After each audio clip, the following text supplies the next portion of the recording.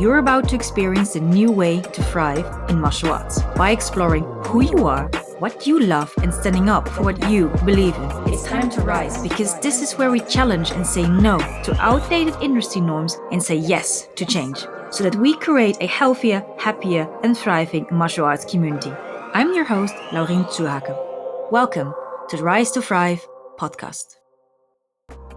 Today's podcast may seem vastly different, as I have the delight to speak with Dr. Polly Lohmann. She's a classical archaeologist, assistant professor, and curator at Heidelberg University, Germany. Navigating the academic career ladder to a permanent position, she has been increasingly challenging the unhealthy academic work culture and perpetual performance pressure. She pursues ongoing professional development in mental health and workplace well-being, and is committed to support her students through special career coachings and stress management courses. As you will realize whilst listening to our conversation, whether it is academia or martial arts, our struggles, and therefore hopefully also our solutions, are similar. Sometimes we need to make what is familiar strange and what is strange familiar in order to understand ourselves, our problems, and thus our solutions better. My listeners, Dr. Polly Lohmann. Welcome, Polly. I am very excited because, to my listeners, Polly is an ex-colleague of mine when we met in Munich when we were both busy with our PhDs. And today I have the honor of speaking with her on a topic that actually is something we all are up to a point busy with, mental health, whether it's martial arts or academia. And sometimes we also learn when we learn about other areas in life, like academia, where it also is an issue. Polly, welcome. Thank you so much, Laurien. I'm so happy to see you in this different setting, but still dealing with some topics that we were 10 years ago. There's one of my doggos joining in as well. Good. The more dogs, the merrier. Tell me a little bit about yourself and how you started being invested in mental health. Yes, I am a classical archaeologist, so I'm dealing with Greek and Roman antiquity, ancient culture. And I've always wanted to become an archaeologist from being a child on. And then, eventually I pursued this dream. I studied classical archaeology, did my PhD in Munich, where we met during this intense period, because, pursuing a PhD is many years of really intense and hard work. And then afterwards, there was a bit of this and that, right? The typical postdoc bottleneck, trying to find, some kind of position or interim scholarship. So the usual struggle that everyone in academia knows. And eventually I was lucky enough, because there's also always a lot of luck, has to be attributed to this. I found a permanent position at Heidelberg University, in a city where I also come from, and actually did my undergraduate studies. So kind of the circle, was complete. I started in Heidelberg, I finished in Heidelberg, even though after all, you never know where you end up job-wise in academia. You just move where you find a job. And I've been in this position for the past 8 years. And I realized more and more over the many years how academia is kind of an endless struggle, endless performance pressure, even when you have a permanent position, even when you become a professor. It's always like there's always that competition, always that performance pressure to publish more, to have more projects, to get more funding and all of that. And it never ends. And it's kind of draining and exhausting. And that's how over the past year, I've been reflecting more and more what I can change for myself and what we could do to change the system. I mean, is there small steps we can do, and what could be the bigger steps for universities as organizations to, change things? And by the way, I also have 2 cuddly dogs, one of which you see here, who also support my personal mental health and also the mental health of my students, I believe. That's how I got there. Dogs do that. Dogs are amazing. So how did you notice it in yourself or in your surroundings that it's a problem in academia. I think, sadly enough, for a long time I did not notice. I just accepted it, or I think it was normalized because we all have internalized it so much that it's normal to work 356 days per year, to constantly check your emails on holidays, after work, which is never after work, at Christmas, whenever. You always check your emails. You always have something urgent or supposedly urgent that you think, and you got into that mentality. You think you need to permanently be busy. And for a long time, I didn't even realize. I thought, yeah, that's how it is. I like it. And that's part of the problems. Most of us love their jobs, and then self-exploitation and exploitation, develop their dynamics because it's always kind of fun. And then you're like, yeah, it's extra work, but it's also fun. So you're kind of happy to do it. And then I just realized also physically, I'm super drained. I realized over the years how I was so drained that in one moment, and that is kind of a funny but actually sad story, I was so exhausted after work that I could not even, prepare myself a dinner. I was even too tired to prepare myself a salad. And then I figured, okay, something is off. But I always told myself, yeah, no wonder you're tired because you have this kind of exhausting job. And then I ended up checking with my doctor, and then she ended up realizing I have a massive vitamin D, lack, which is true for many people nowadays because we all sit at the desk all the time. So it ended up, being a actually physical thing that is not directly, even though indirectly related to my job. But the realizing how I thought, being so exhausted to not even be able to pour a dressing over a salad is normal because that's just how my work is and how exhausting my job is, made me realize there's something off, right? If you believe this is normal and this is acceptable, there's something, massively wrong. And then I started talking also to colleagues and reading into studies and surveys and realizing how massive the problems, mental health problems are in academia on all levels, starting with the students, ending with the professors. And that's how I step by step got into it. Can you say something about those surveys? So what did you figure out? What do the Yeah, numbers say?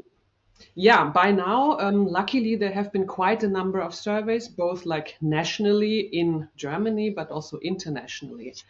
And so, for example, if we start in Germany generally with the population, we can already observe that about 1/4 of the population per year, adult population per year, suffer from mental health problems, which is mostly depression and anxieties.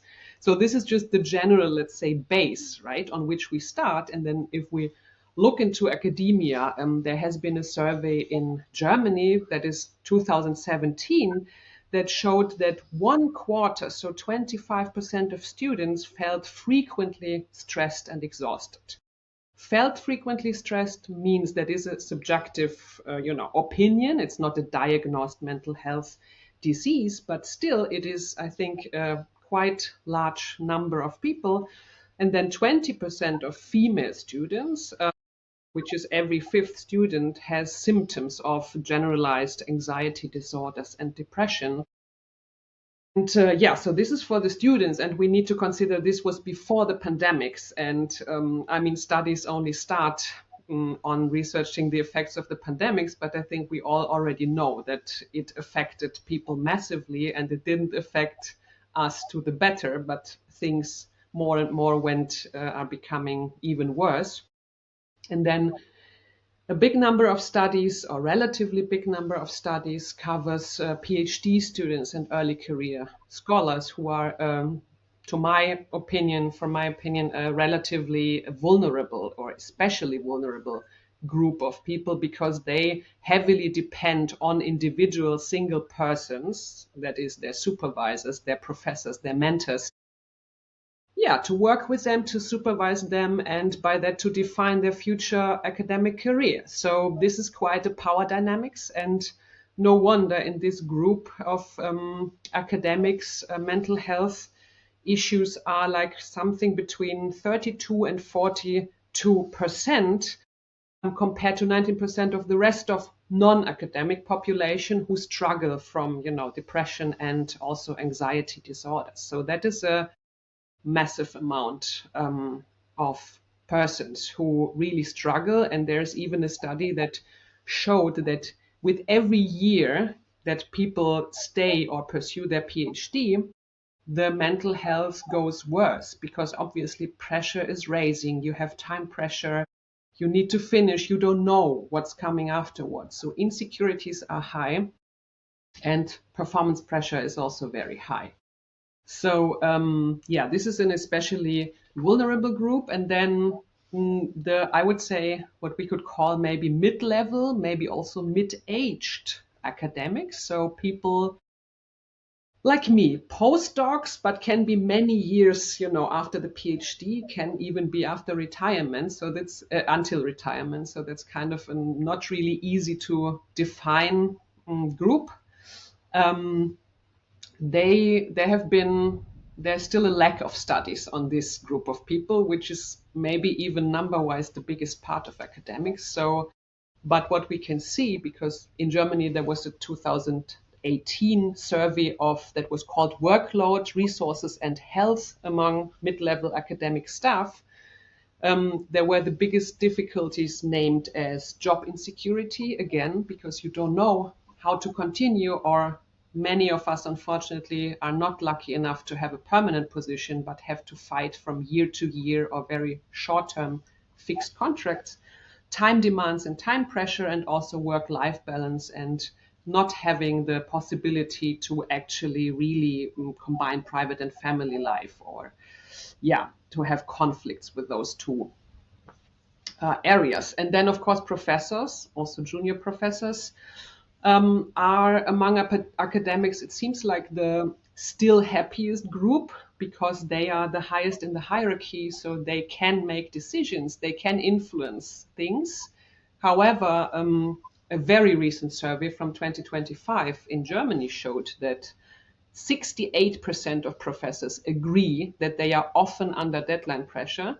62% say that the pace of work is very high, and 64% say that they have too many tasks to juggle with. And so on average, 58%, more than half of the professors in Germany, say that they feel stressed very frequently during an average work week. And I do think that says a lot. So those are some numbers, and of course, sorry, so those are some numbers that I'm quoting from studies and surveys that have been published. Obviously, I'm not a psychologist, so I'm only referring to those studies, and we will give references in the notes that you can find with the podcast. Exactly, in the show notes, people can have a look at it. And indeed, for the listeners that are not well versed in academia, it's indeed that even when you have a PhD, when you apply with many, many others for different positions all over the world. And often if you get 1 year or 2 years or 4 years is a lot, then you're lucky. So then there are people, a friend of mine went to Israel, was there for 4 years. But after you've been there for 2 years, the second part, you have to already start applying for another position, because after 4 years it ends. And as long as you don't find a fixed position, and I saw some statistics that typically if you find one, it's usually already when you're in your 40s, typically. I know you are lucky, a friend of mine also has been lucky, but most I know, either they never find a fixed position in academia or really late in their 40s. So imagine all those years when it comes to, if you want a family, if you want also to be a parent or have different things, aspects of life, you're all the time on the move. You can go from one country to the other. So I think that is important indeed to note that it's not just within Germany, it's within the world really when it comes to academia, and that makes it also extra pressure-like. So why do you think universities are slow in implementing healthcare measures? Because if it's clear that the professors notice it, staff notice it, students notice it, and probably will say some things about it, why do you think it's then so slow? Yeah, that's a good point. That's something I'm still wondering about as well, and struggling to understand or struggling to accept. I mean, first of all, I need to say, I think universities they are in many cases very big organizations, right? For example, in Heidelberg universities, we have more than 20,000 students and 9,000 employees. So it's an organization that in itself can compare to very big companies or something like that. And in many countries, universities are publicly funded, so are kind of part of the public service. And that involves a lot of bureaucracy in general in order to change something. So that is just generally speaking, we are a very slow system, unfortunately. In no matter what changes you want to try to implement is going to take forever. And this is something that can be very frustrating. But then, secondly, I think the topic of mental health and everyone being overworked is kind of the elephant in the room, right? Everyone knows it. Very few people actually address it and talk about it. And this is part of the problem, in my opinion. So everyone suffers from it. And then most people just go to, like I used to do, accept it, right? Yeah, that's how it is. That's how the system runs. Nothing can change if no one will actually start doing something and actually actively do something. And I think so that is one part of the problem. People know, but they wouldn't address it. And then I think, generally in societies or in the world, let's say, the acceptance of mental health problems has been rising. However, there is still a lot of ignorance, and also to an extent it's still a taboo topic, and that doesn't help, obviously. And I have the feeling that for many people it is something that not worth enough talking about it. And I think this is also true for academia, that it's there, but yeah, it's not really important. It's not part of work, even though we all know mental health affects your work and your work affects your mental health. But universities need to start feeling responsible not only for the physical health, which they mostly do. There are sports activities and that kind of prevention, but there's not a real system in many universities for dealing with mental health prevention, mental health awareness, I think, information, to sensitize people on a very broad scale, like all members of universities, in my opinion, is a thing that is lacking in so many organizations and universities. To make everyone understand and accept mental health is an issue, we need to deal with it collectively, and everyone needs to accept that it's there, because it needs to start from the top, right? Rectorates and rectors of universities need to accept and install that and inform and communicate that, and then you can start having people participate in a process, right? Discussing what's needed. So participation and communication and information, I think, is the thing that is lacking, but it has to start from the top, and then it can spread, and people need to get aware and to be involved. And I think one part of the involvement, or one problem with the involvement and participation, is also exactly the fact that everyone is overworked. So people feel like, oh, so there's another thing I should deal with, but I don't have time, right? And this is a massive problem. So I think there should really be I don't want to say forcing people, but I think there really needs to be a strong impulse from university rectorates to engage people, to motivate people to take part and do something about it. I think we can make a nice parallel also with martial arts, that also in academia, since it's also highly competitive, there is a bit this go hard or go home mentality. And so if you say, as you say, it has to come from the top, but if the top doesn't understand and doesn't recognize it, how can you lead by example? Like in martial arts, it's always a thing like, yeah, if somebody submits, you tap, and tapping is okay, it's not a problem, even if it's a lower belt tapping you. But most coaches, they never tap, or even if somebody gets close or they get tapped, they get angry often and then retaliates that.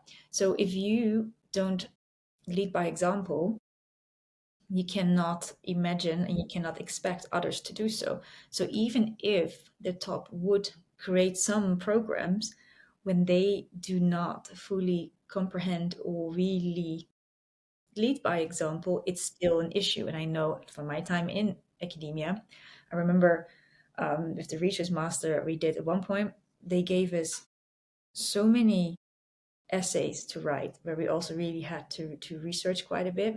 And by the end, they said, yeah, the reason why I did this, that we really overwhelmed you guys, is that you get a taste of what it's going to be like, and that you cannot create every piece to your perfection. And I remember back then that I was thinking like, oh, but that doesn't sound very enticing to me, because don't we want to create the best work we can do without rushing it so that we actually can really contribute to academia? It feels really now like a business, indeed a corporate, where if you don't reach your targets, you get cut. And you see this indeed now. And we also see this in companies that are changing things, where top indeed realize that when I have happy employees, they are hardly sick, they will go the extra mile when they can. You just have a much better culture. But I think especially also in academia, there's definitely a scarcity mindset. And that doesn't help either, because I guess people don't want to show that they're weak, because often it's seen as a weakness when you have a mental health thing. So people will go on and on, which indeed gets this circle of toxic environment, really. So yeah, I mean, speaking for myself, I'm happy I'm out of academia, because it was also one of those reasons that I also left, that I was like, I can have more impact in a healthy way by leading by example than when I let myself be lorded about, so to speak, by others that want a lot from me. And if I don't do it how they want it, well, then I don't get support, because as you say, you need luck, you need support from many supervisors and people that are well known in your area. So I understand is really a problem. So what kind of ideas do you have that we could, maybe not only from top but also a bit from the lower levels, what would you propose are little steps we could take in this direction? Yeah, I mean, I think there are big steps that can be taken. We can also talk about afterwards. But yeah, I think little steps. The thing is, we cannot change the system overnight. It won't be as fast, but I think we can change the culture and the attitude towards work, or yeah, what we call corporate culture, right? Or culture of communication. And I think many of the things that affect mental health can be attributed to communication, to a culture of appreciation and values, valuing people and communicating appreciation of people and people's work, and not just see them as endless machines running and running, doing your studies best as possible, doing your PhD best as possible, be as young as possible when you finish your PhD and enter the postdoc phase, then do your next qualification step, and so on and so forth. So don't just treat them as, yeah, that's normal, that's how you should do.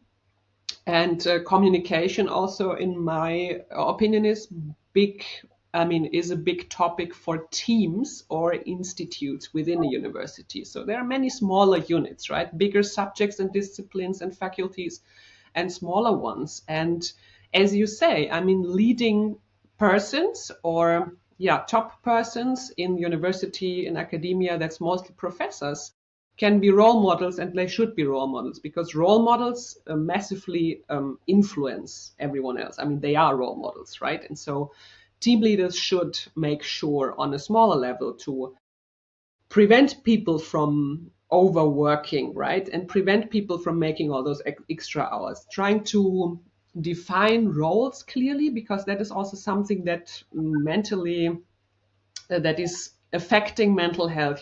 Clear role models, clear expectations, clear tasks, and not what is most often the case. You sign a contract that says, you're a researcher, you have whatever, 50% of your time you can spend on research and 20% of your time on teaching and this and that. And then you end up realizing reality looks totally different. So, sticking to what you signed up for, or sticking to what people actually signed up for, to make it a fairer system. So I think this would be a good thing to do. Communication. So I think that's also something that universities can implement, trainings and team events and coachings that kind of support communication, that maybe create check-ins, right? You can do weekly check-ins or monthly check-ins with your team members that are not about work, but about how you feel. What are your struggles at the moment? Is there anything you would like to address? So also having a feedback culture. And I think most of that is rarely being implemented, because it heavily depends on if you're lucky enough to have a team leader or professor that is aware of all of that and is doing that. But in many cases, it's not, because either people are not aware of it or they think they are good team leaders, but in fact, often they are not. And I think part of the problem is that there are so large hierarchies in academia. So the gap between a professor and other academic staff and then the students is so large that many people do not dare to address issues. And thereby there is no real feedback culture, or the feedback is only top down and not down to top, right? With bottom up, which is also something that should work. Do not just judge or evaluate your team members and employees, but also you as a team leader should get some feedback, right?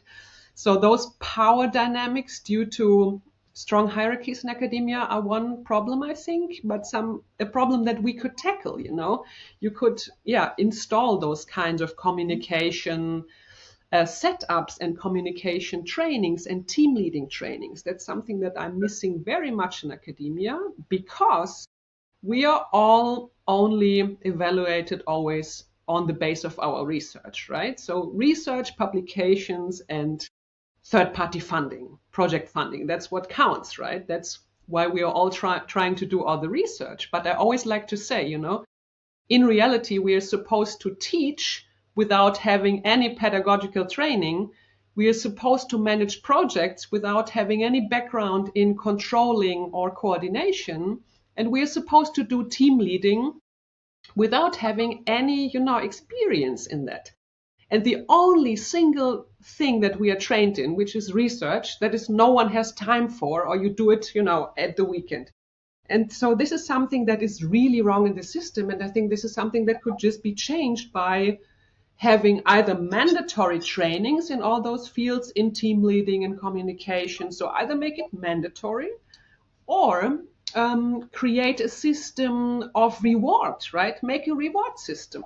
Say like, okay, if you do this and this to develop your skills, to develop your personal skills, you will get some kind of reward, which can be some, research break, or time off from teaching, or time off for your actual research. So I think there is an option to create rewarding measures in order to motivate people for those kind of things. So it's not even that difficult. But I think, within their own small radius, everyone can try to work on that. And I think we all can work on changing the culture of toxic academic expectations and work by stopping to write emails after work, stopping to write emails at the weekend, because all of that normalizes it, right? It normalizes that this is what should be done.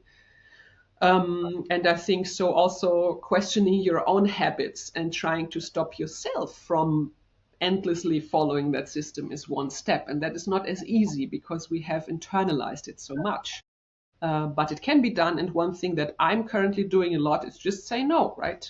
I don't have to do another review. I don't have to do another article. Just say no, I cannot do it at the moment. You do not offer anyone any explanation for it, right? You just don't do it. And I think we should do that more often, because everyone is overworked with too many deadlines and too much of that. I think also when you say no, there also comes space for other people to take things. So you create also opportunity for others. Like imagine if you do everything, everything yourself. Like when we have more people have then the opportunity and they know that there is plenty of opportunity, the quality will get better. It's wider spread. I think it will only make Yeah. academia better. With the email thing, I remember as a student that once I finished a paper like at 2 o'clock at night, and I sent it 2 o'clock at night.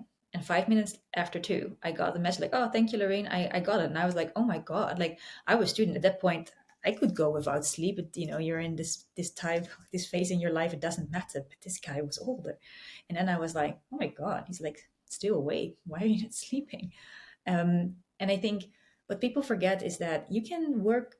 I don't think there's necessarily anything wrong with working hard from time to time, very hard, but it's not sustainable. You cannot do this 24/7. And that's, I think, what people also misunderstand with working hard. It means also in sports, you have also off season. deload weeks when you with lifting. There is a reason why usually every 6 to 8 weeks you have a deload week with lifting. It's and that's also, there are so many studies why this is important. So then, and it's like one of my pet peeves, and I'm like, okay, academia, often they think themselves so smart, and then I'm like, why are you fucking up this much this then? Because because then indeed, as you also say, you have to in martial arts too. Just because you're skilled in the martial art, or just because you're good in reading Greek and Latin and you're good at researching, doesn't mean you're a good teacher, doesn't mean you're actually a good person. And that is also a skill set and stuff that you have to work on, especially when you work with students, when you guide them, when you supervise them. I mean, in my day, I had amazing supervisors. I also had very shitty supervisors, but I also was lucky because they thought they saw something in me. So I got many opportunities that I know others did not get that. And sometimes, therefore, did not get the treatment I got. So I'm very well aware that what I got was not necessarily representative of what the average student would get. And I think for people in academia to admit to themselves that maybe, indeed, apart from their respective field, that's it. That's where they're good at. It's like with our business. I need to be marketeer. I need to be the coach. I need to be the salesperson. We are the cleaning service. Um, all of this, and then people also come to you like things like a teenager asked my husband to talk, and he's like, yeah, okay, what's about? Yeah, because a girl said no, didn't like him. Like we get, I mean, you essentially are a social worker, even though you didn't study for it, and you don't want to be. But people come to you with all kinds of things, which means that we need to learn how to navigate those spaces and what is appropriate and what's not appropriate. And in academia, that is largely missing.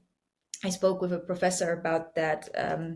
That she also said that they are now trying to change some things in Amsterdam, and that she said it was so hard to make some other assistant professors understand that if you go out in Amsterdam, have a beer with your students, that it's not the safest thing to do to be the last one to be there. That when everybody leaves, that you at one point are the only one with, say, a female student. I just give an example. That at one point you have to go earlier. It's just also for a safety thing. And these are things that they just do not understand. And I think the first step of solving any problem is recognizing that you have one. And I often feel in the martial arts it's the same thing. So many are still in denial, and that holds progress, and it holds that we can create better spaces. And I had another thought that escaped me of all the lovely things that you said. I'm pretty sure it will come back.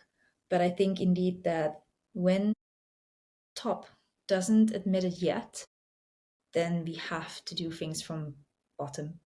And that means with the student, with the supervisors themselves, that they do these, can be little things, doesn't even have to be big, that will start this momentum. At one point the culture will change. And one thing, exactly what you said, recharging for your body, right? And training is so important. Sometimes some consider it even more important than the actual training, right? Or the impact that the recharge phase has to your body is immense. And I think the same is true to, mental work or academic work, intellectual work, because we are also kind of, you could consider us kind of service or educational workers, of course, to on the one hand, but we are also knowledge workers. So knowledge workers is a very broad term that defines different areas of work, of expertise, but mostly defines people with a university degree who do a lot of theoretical, analytical work on the computer most of the time.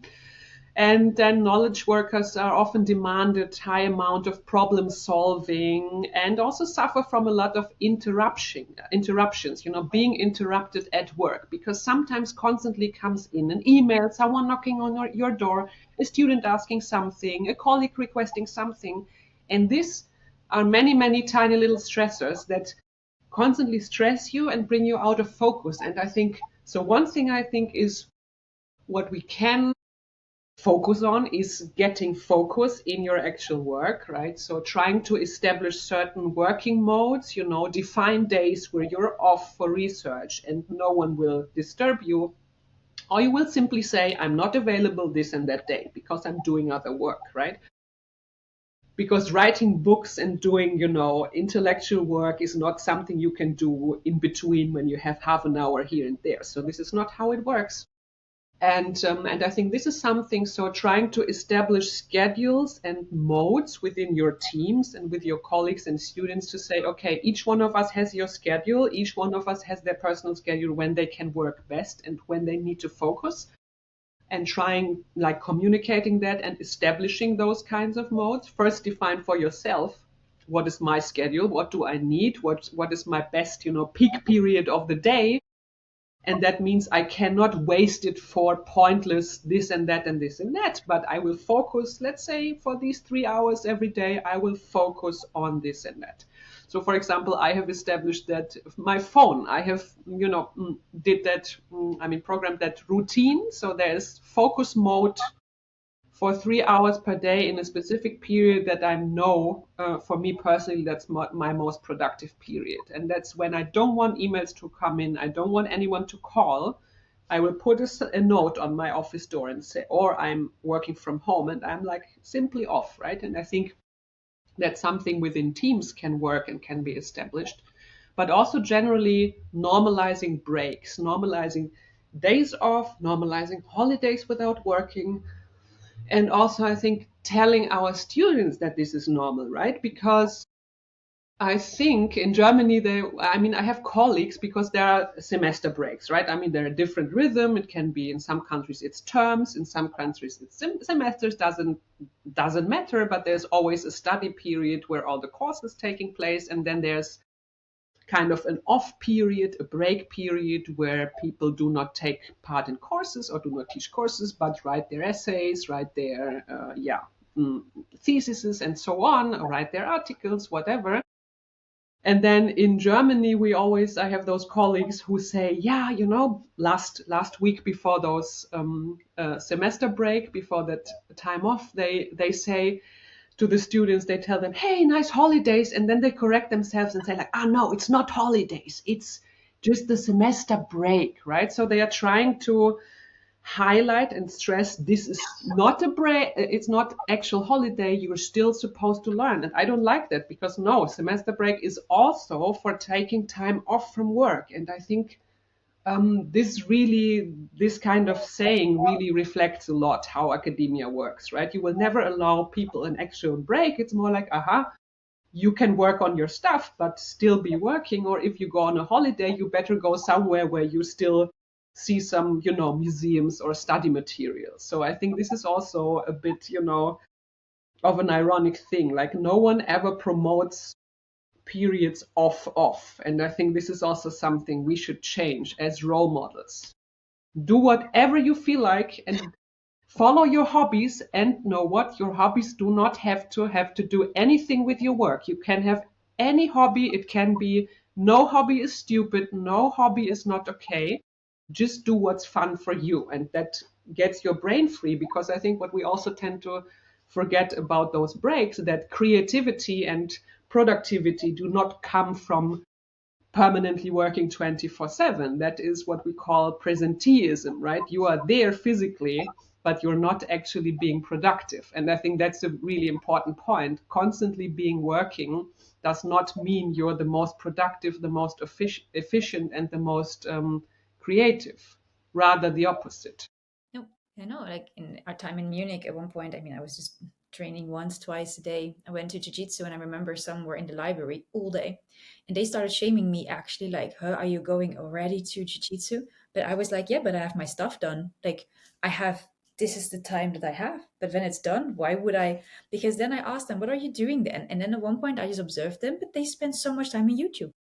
They get sidetracked, then they watch something interesting on YouTube, this and that, and I'm like, dude, like, I just train. I empty.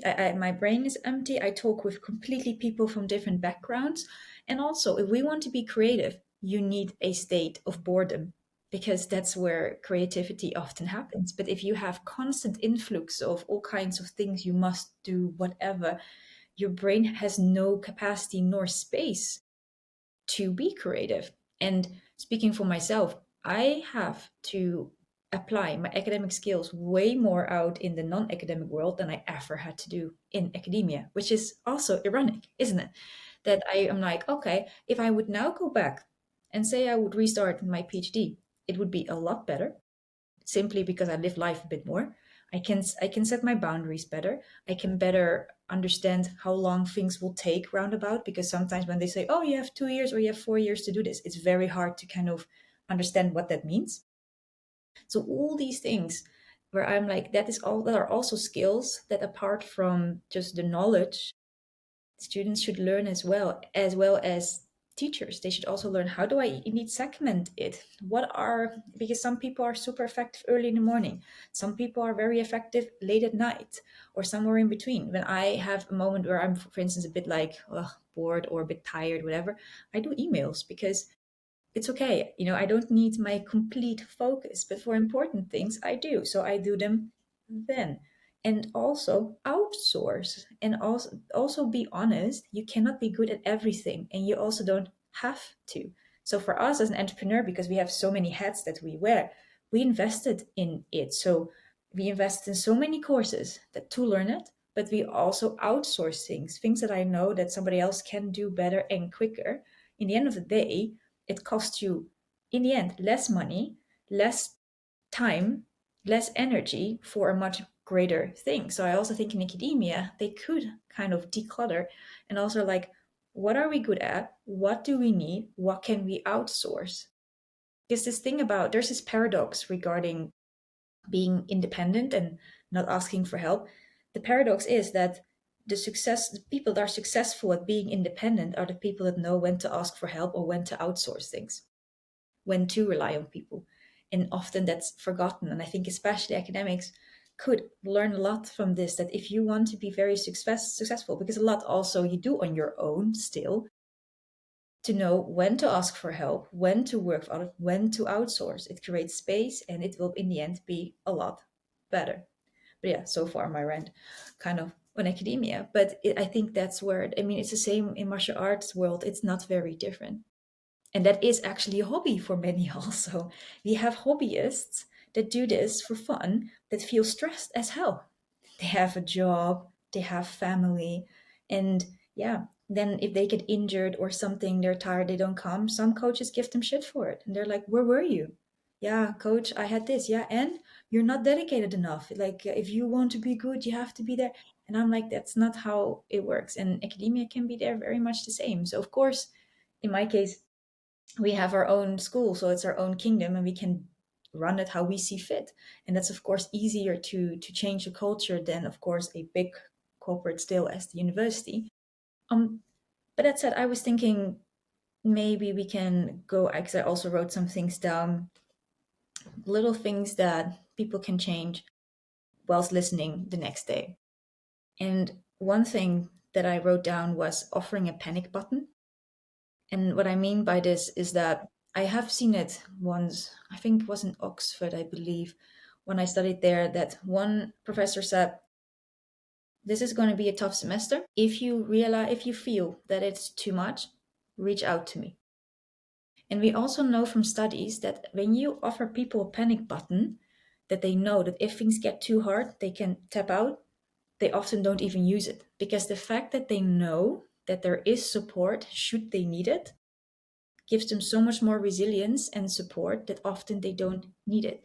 Whereas the groups that, because when they, checked that, they did I think the experiment was they had to solve these riddles, and they both groups had like super annoying sound, like that you would just go absolutely mad.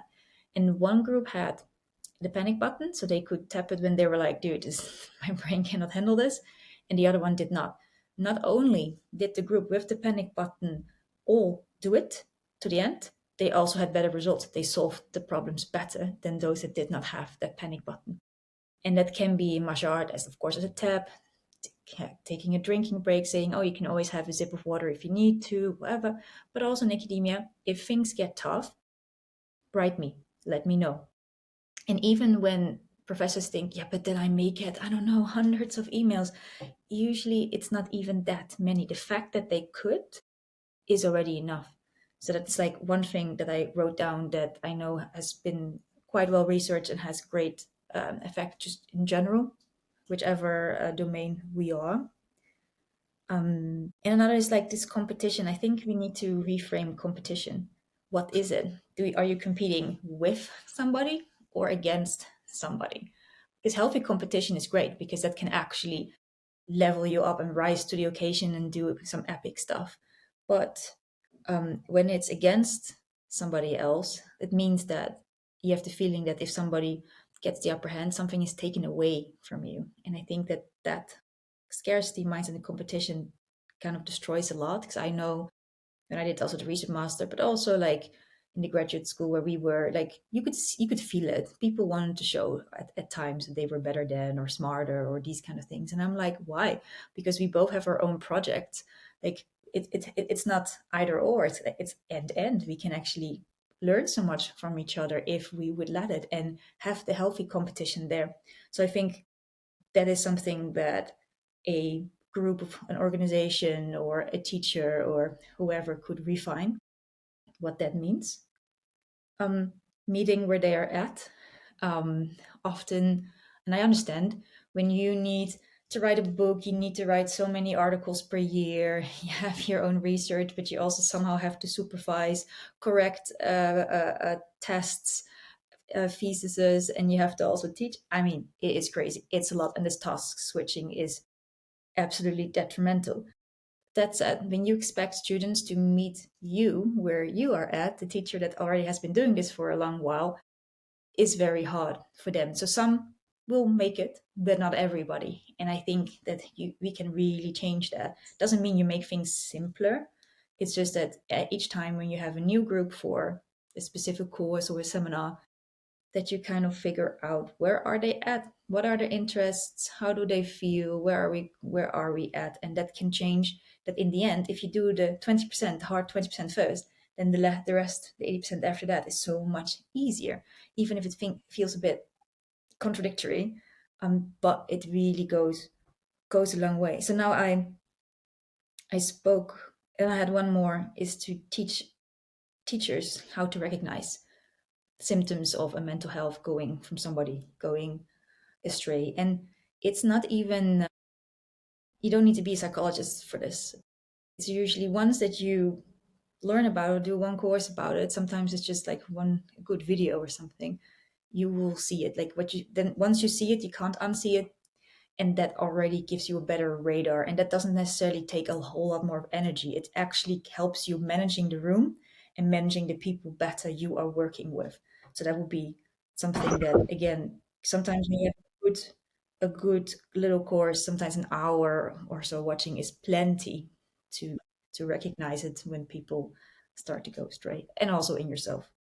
So that were the things that I prepared for you. Yes, there are many, those are so many good points that I think, as you pointed out, where there is some, overlap or things you can apply both in martial arts or in training, whatever kind of training, and in academia. And yeah, and I also took some notes because there are many things I would love to comment on, but maybe just briefly. So the panic button, I think this is such an important thing. And I think, as a professor, as a teaching staff, communicate availability and openness to all kinds of things. And I think also together with setting expectations, also what you said, making clear, okay, this is gonna be this, like this and that. You may feel this and that. You may be overwhelmed if this is your first semester. This may be new to you. You maybe keep in mind that after the semester, after the course ends, there is an essay coming up. So plan that on that amount of time. So I think setting expectations, preparing people for what is going to come can already help. Because, if you have that in your mind, you can prepare mentally a bit. You know what to expect a bit more. That can create some feeling of safety, I think, and security. And then, the topic of, no, maybe on that also. What I often also do is what you said last, like meeting people where they are at, is because most of the time I have mixed classes, right? That can be a first semester student who just literally started university that week, and can be someone more experienced, advanced. And so it's not always easy to tackle those, same as probably as in your classes, tackle groups of people with very mixed levels of expertise or training. And what I usually do is, first of all, of course, doing a little intro round, and also asking them, not only like what do you study and where are you at, but also what are maybe difficulties that you expect, or is there something that I should know?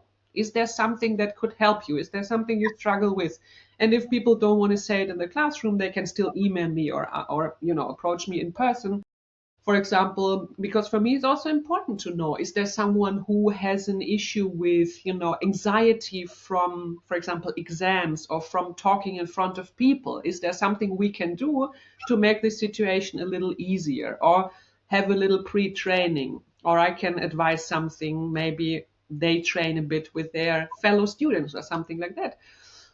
Or is there someone who has ADHS, and then I may need to know, that person, because if I don't know, I maybe just simply consider, okay, that person is not interested in my class. If I knowing that that person sometimes needs some time off, that person sometimes maybe needs to move, needs to do something physically or however, or that it could help if that person is allowed to walk around the room or to leave the room for a short period of time, right? And take some time off. That can also help me and make the whole interaction better. And I think that's also something that that is important, or can help creating a safer space maybe for people, or feeling better prepared and therefore having some psychological safety.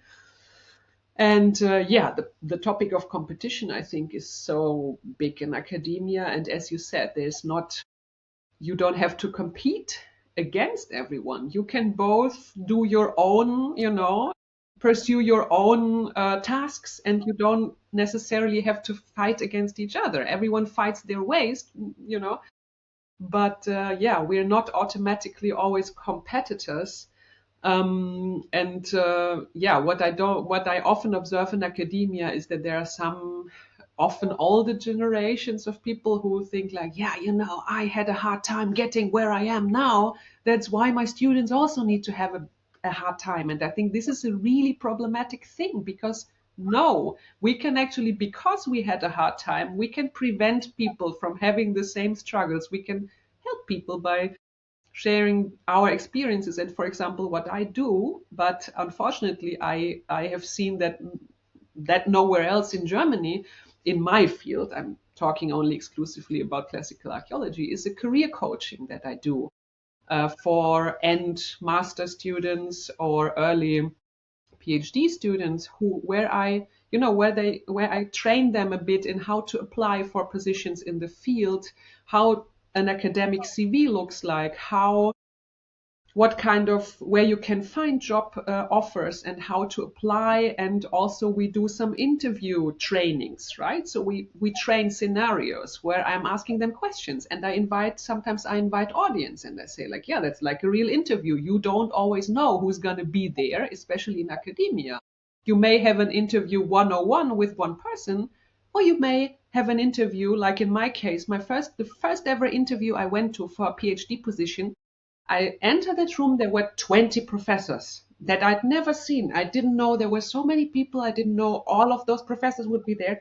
I was so intimidated. And then I felt like, okay, if I had known before, I could have prepared myself better, and I wouldn't have been like, thank you for that questions. I never thought about it. And that's why I think it's so important to share those experiences. And I think very much of that you can train. You can train yourself, or you can train with fellow students. You can train with friends to be in that situation, to be exposed to that kind of situation. And because in my case, this was the first time I was exposed to the situation, and it was a real interview. This is really not ideal, right? Because you have something to lose. And that's why I think with that career service, it offers students the possibility to train in a safe environment, to train it, but you have nothing to lose. It's a safe space where you get feedback, but you don't get any grade, you don't get anything for it. You do it if you feel like that's something you could profit from. And I love that, because it's also, a very yeah, like small groups, personal environment where we work on people's personal skills in talking in front of people, in body language, in, the whole setup, in what you wear, how to make yourself feel good in that situation. That can start from how do I look, what do I wear to feel comfortable for myself, not to you know, not about expectations of others, but for yourself. What can help yourself to feel good in that situation? And what can you anticipate about the whole setup the framework that can help you prepare for it? And I think that is something we could do in also other academic settings and contexts. I really love that because, as you say, people often overlook how important it is when people know what to anticipate. Because it's not bad to feel emotions like fear or nervousness or all these things. Like, there's nothing wrong with that. But when you know that it's normal that that happens, it's easier to deal with it. We have it indeed in jiu-jitsu too. I'm like, well, in the beginning, you probably will be partially overwhelmed, also maybe frustrated, because we get really fit people that then just get destroyed by teenagers. Um, you know, like skillfully nice, technically sound, and they are like they also have to swallow. And as you said too, my first interview, I also had to swallow. That I was like, okay. So the second time, I already adapted, and then I thought, okay, well, if I have so many professors I don't know, I'm just not going to talk about I'm not going to repeat my PhD proposal. I do a case study. So what I then did, and I had a big mouth. I knew either this would work or would not work. I thought I just, YOLO. So I said to them, well, I expect you to have written my proposal, or have read my proposal. So I see no reason to repeat it. Instead, I'm coming with a case study to show that it works. So what it also did was, because it was my case study, I most likely know more about it than they do. And I could therefore also kind of guide the type of questions I would get. So in that way, I could already kind of, I was the one who's owning the room, even though I was with people I did not know and I was in their room. And that was indeed something where I was like, well, if somebody would have told me indeed, like, well, Laurien, most likely you will be faced by many, many very critiquing eyes and quizzical brows, I would have already thought about that. So I love that you do this, because instead of saying, well, I suffered, so you have to suffer, it's more like, no, I paved the way.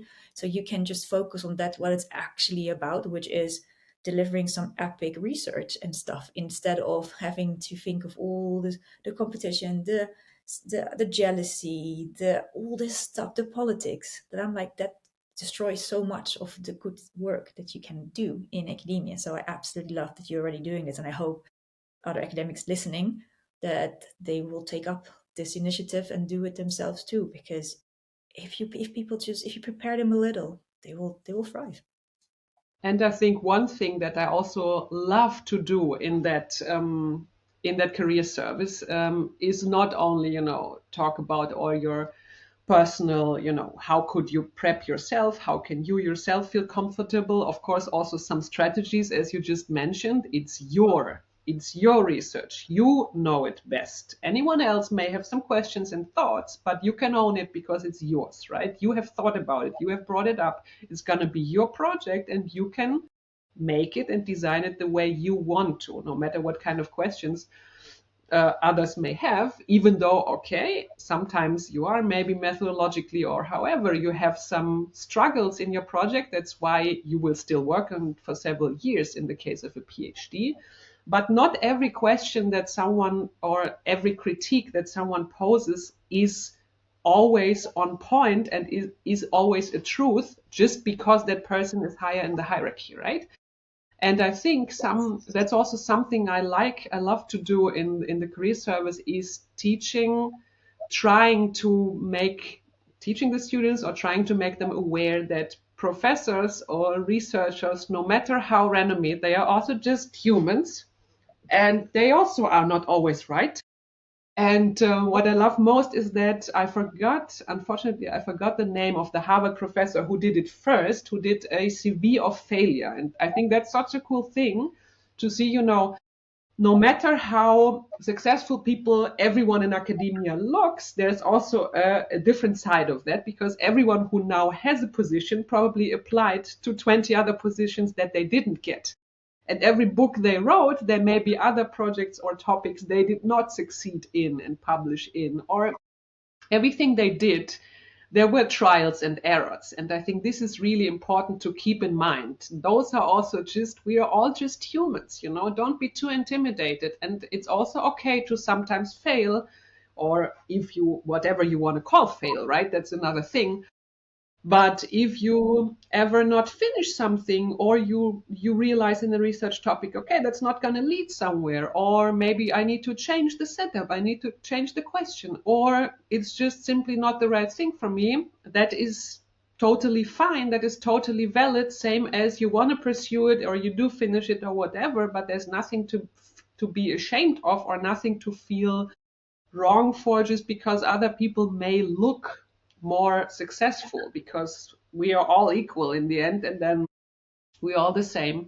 And I think this CV of failure, I love a lot, to show people, you know, behind the scenes. Every professor also has a CV of failure. I have a CV of failure. I love, you know, looking at all the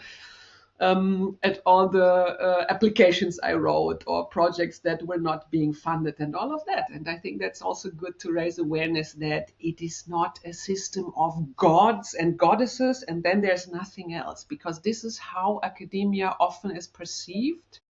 And this is something we should definitely change. I think that people need to understand that learning is not linear. And that is the thing. Like also with our kids in school, in class, I asked them also what went well, what did you mess up today or this week? And I also share mine, because there's always plenty of things. And it just makes it more real. And indeed, that instead that that feel shamed, they are like, yeah, well, this, usually I'm like, okay, so that didn't go well. I said, can you improve upon that? They're like, actually, yeah, I can do this. Okay, cool.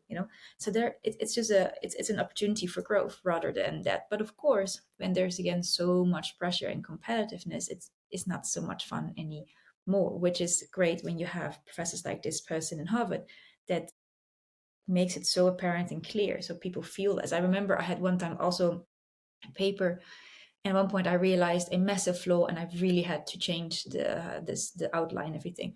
So I went to the professor and I said, I really have to change this. However, I will not make the deadline.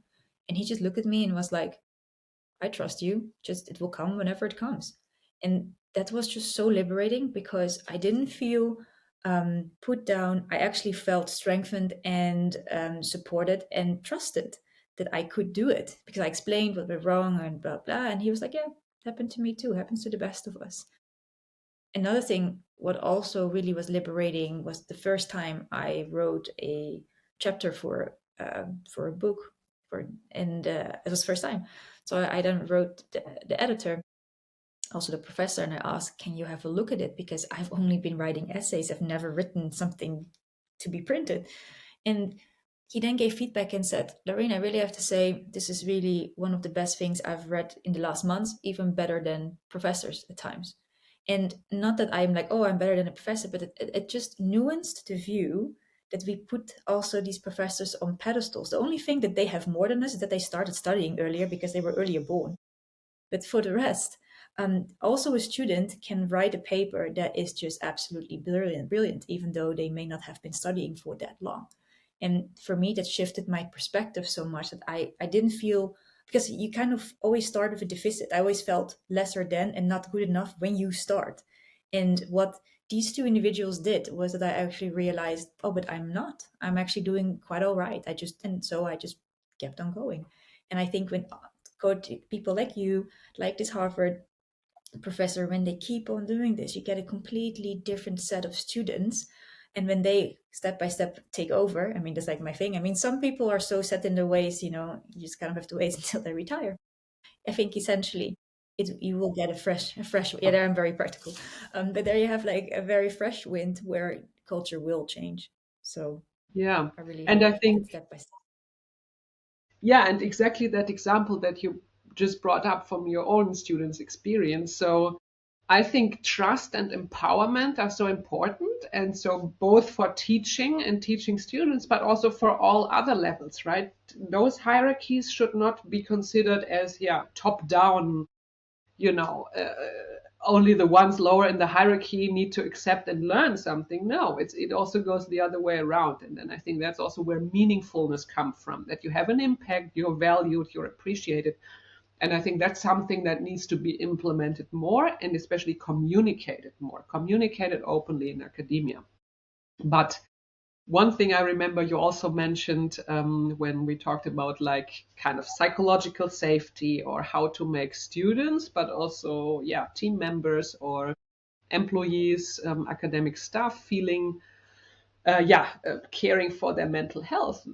What I would love to do, when you mentioned, you can also in your case, in your classes, you can, as a teacher or instructor or coach, you can prepare yourself also to, recognize or at least be aware of certain mental health problems. And one thing that I love to do, that I also took part of, is a concept that comes from Australia, that is mental health first aid training, right? So same as for physical first aid, you can learn. It's just an intro, right? It's just a 2 days intro into what are the most common psychological disorders, but it's starting from things that statistically most of us have suffered from or will suffer from in the course of their life, like depression, burnout, anxiety. So it's just likely, or if you look at classes, as I said, like one quarter of adults here in Germany, for example, and in many other countries, I assume, suffer from depression. Statistically per year. So if you look at a classroom, you can guess that probably 25% of people there also suffer from something. And then being aware of those things, even if people may not want to talk about it, or maybe be able to recognize some signs, even if you're not a psychologist, it can already help being sensitized to what is possible, what may be there. Doesn't mean you are able to diagnose something. That's not what you're supposed to do. But being able to, treat people, maybe see people in a different way, in a positive way, I mean, to, allow them maybe some more flexibility, allow them to, address what maybe are their struggles or what could help them, like voice that, or be open to those kinds of things and approaches, I think is important. And that is, for example, something that I would wish universities would implement to be mandatory for everyone, right? Everyone for doing such kind of a training, so that everyone at least has a kind of awareness to look in their own surroundings, in their teams, among their colleagues, among their students, and for themselves, because, everyone will profit from that. And I think that would be, yes, it costs money, but it's nothing that is a big effort. You just need to want to do it. That's the thing. And it will save money in the long run, and I think maybe Yeah. even short run already. I think what's also important, what you mentioned, is that when you're not a licensed therapist, when you diagnose somebody, that's actually illegal in most countries. So the thing, what I want to say with this is that all you need to know is to recognize signs so you can signpost. Because when you, and any university can make a sheet with just organizations and people where students or staff can go to.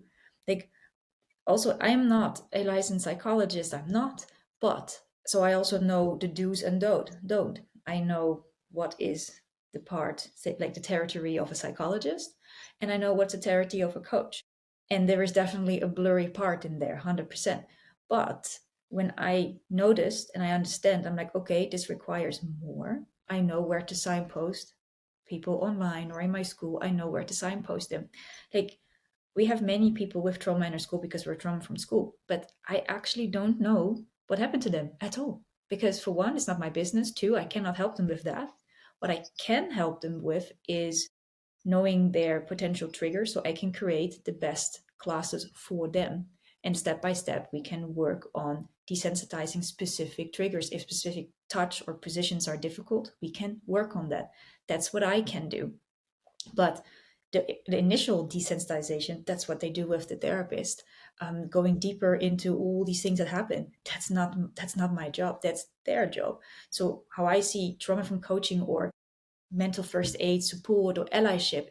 It's complementary, and just a awareness that you're like, okay, I have a feeling this may go wrong. Hey, you can go here, you can write them, you can call them, or maybe we do it together. These are the things that you can do. And again, it's maybe an investment, but one that will pay itself back really quickly. So Absolutely. as we Yeah. come Yeah. as Just we to say, come to a close. Oh, good. You get the last word.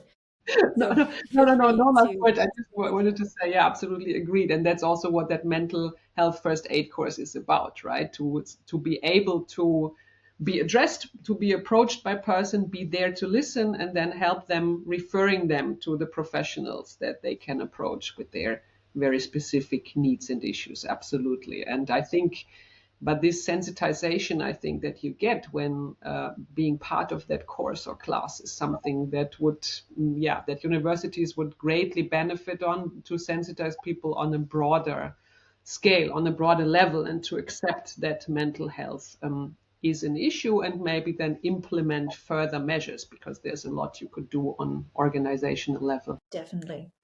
Definitely. Do you have something else to share, some projects you are currently busy on as the last closing remarks? Yeah, maybe some projects I'm currently busy on is how to implement mental health, at least in the radius of what I can do at our university. And yeah, what I'm excited about is that I'm going to have some meetings with colleagues from different administration departments of the university in order to collect ideas of what we could offer to students, both in terms of stress management, because that's something I have been recently certified in and dealing with a lot of, like, stress and time management. And having pursued a PhD myself, I would love to offer something, some help, support, advice, listening to PhD students in order to help them, support them in that very crucial phase of their academic life, but also very vulnerable phase. Yeah, that's something that I'm excited about. And I'm also hoping that I can, with a colleague together, we can offer some, what in German I call akademischer Knigge. So a bit to, to understand, for the students to understand better how the academic system works. So what is that doctor, professor? What are the different positions and levels? Because often there's a lot of confusion how to communicate and with whom to communicate in what way. And to just explain, it's all just humans. Yes, they have different degrees. That is a way you can address them, and how to apply for internships and so on, for example. So a bit of a help, especially for students who may do not come from an academic background, right? Because for those who are the first in their families to study, university can seem like a very strange new world. And then I think, but also for everyone, it can be helpful to understand that world a bit better in order to feel safer and in this. And that's something that I'm really much looking forward in, because I feel that can have an impact, and actually students can benefit from it. But I also hope that on organizational level, I'm in contact with a number of people in my university, but also with colleagues, to discuss what else we can do, what impact we can make. And I think it's going to be an exciting year, and I'm really happy about that. Sounds really awesome. And I'm so glad that you and others are taking it on. Question to you: if people are listening and they are in academia and they would want to reach out, are they free to do so? Absolutely. Please reach out if you have any ideas, if you want to connect on some ideas, if you feel like there's some issues you want to address, please reach out. I'm happy to connect. Then, Polly, thank you very much for this episode. And I'm pretty sure many others will be like, oh my God, I know this is me, and you will make people think. So thank you so much for chatting with me today. Thank you for having me and my dog. It was so lovely to meet. Thank you so much, Polly, for sharing your experiences, statistics, and especially how you want to shift academic culture into a healthier direction. The first step to solving any problem is to recognize there is one. The second step is taking action to actively solve or change it. You are a leader in this space, and I hope many will follow your example and collaborate with you. To my listeners, what stood out the most for you? What is one thing you can do today to create a healthier space around you, regardless of martial arts, your work, and at home? Talk to you soon.